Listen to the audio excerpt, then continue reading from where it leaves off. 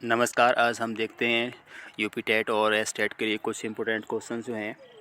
तो English for TET and S TET, इसके लिए हम क्वेश्चंस देखते हैं। यहाँ पे पहला क्वेश्चन हमारा है फुल फॉर्म ऑफ TLM। तो TLM की जो फुल फॉर्म अपने आप में क्या है?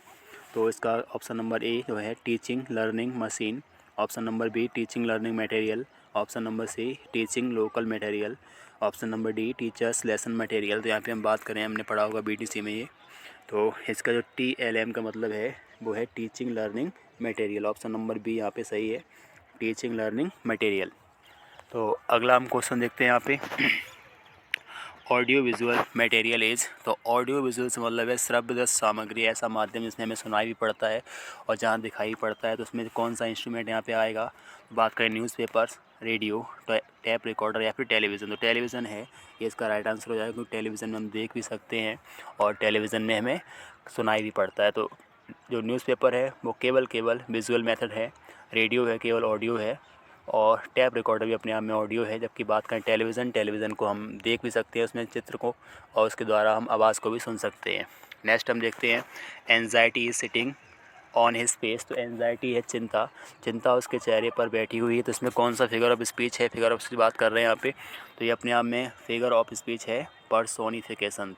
तो ऐसा अलंकार जिसमें किसी मानवीकृत वस्तु को, पर्सोनिफाइड ऑब्जेक्ट को सजीव व्यक्ति की तरह एड्रेस करते हैं, सजीव व्यक्ति की तरह सब्जेक्ट बना के वाक्य में प्रयोग करते हैं, वो जाता है अपने आप में पर्सोनिफिकेशन। तो anxiety is sitting on his face, ये अपने आप में पर्सोनिफिकेशन फिगर ऑफ स्पीच है।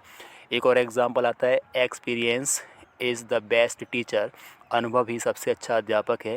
तो ये भी अपने आप में पर्सोनिफिकेशन का एग्जांपल है। एक और आता है death lays its icy hands on king. तो मृत्यु अपने हाथ है राजा के ऊपर रखती है। तो ये भी वाक्य में अगर हम देखें तो ये भी अलंकार है अपने आप में पर्सोनिफिकेशन। तो थर्ड का जो राइट आंसर हो गया ऑप्शन नंबर ए। नेक्स्ट हम देखते हैं हैविंग नथिंग ही हैथ ऑल। उसके पास कुछ भी ना होते हुए सब कुछ है।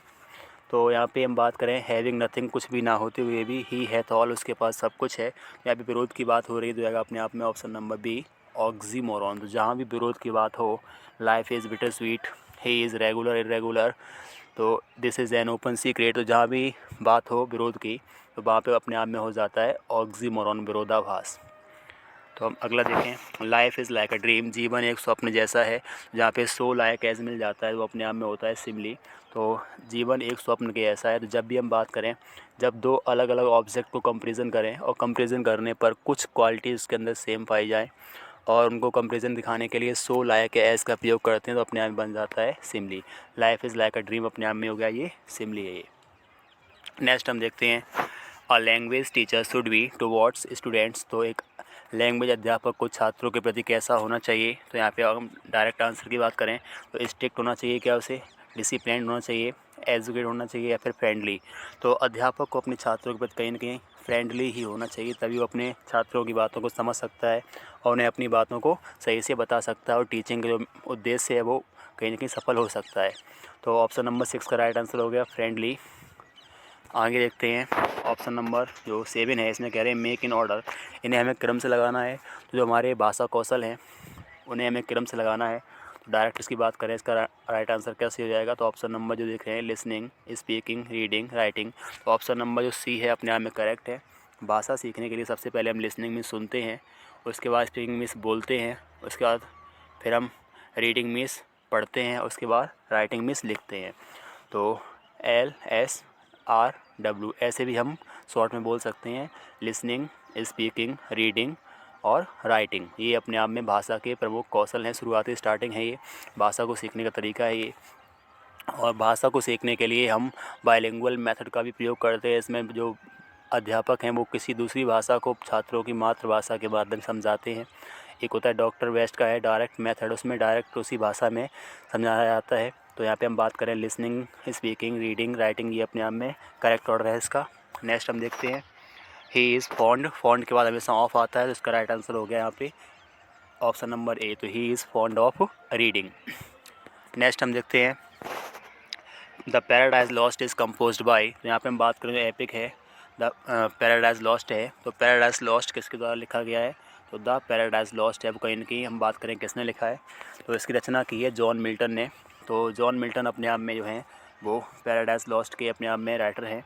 हम बात करें, उन्हें जॉन मिल्टन ने इस पैराडाइज लॉस्ट को कंपोज़ किया था। और जो जॉन मिल्टन हैं वो 1650 में उनके एक आँख की रोशनी चली गई थी और 1652 में उनके दोनों आँखों से वो कहीं के अंधे हो चुके थे, दोनों आँखें उनकी जा चुकी थी। उसके बाद उन्होंने इस पैराडाइज लॉस्ट की रचना की थी, उसको लिखा था। इसमें पहला ऑप्शन देख रहे हैं विलियम वर्ड्सवर्थ। तो इसकी बात करें, विलियम वर्ड्सवर्थ को पोइट ऑफ नेचर कहा जाता है।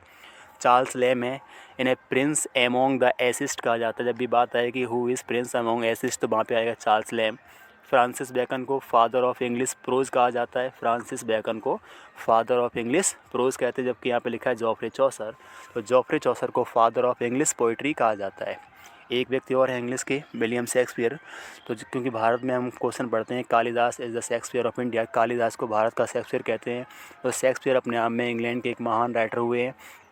उनका जन्म 23 अप्रैल 1564 को हुआ था और उनकी मृत्यु थी वो 1616 में हुई थी। तो विलियम शेक्सपियर दुनिया के सबसे महान लेखक माने जाते हैं। तो उन्होंने 154 सोनेट लिखी थी। सोनेट होता है 40 लाइन्स की पोएम होए, उसे सोनेट बोलते हैं। तो विलियम शेक्सपियर ने 154 सोनेट लिखी थी और 37 जो थे वो प्लेस नाटक को लिखा था। इसमें से 4 उनकी फेमस ट्रेजिडी हैं। ट्रेजिडी होता है दुख वाला नाटक, किंग लियर, ओथेलो, हैमलेट,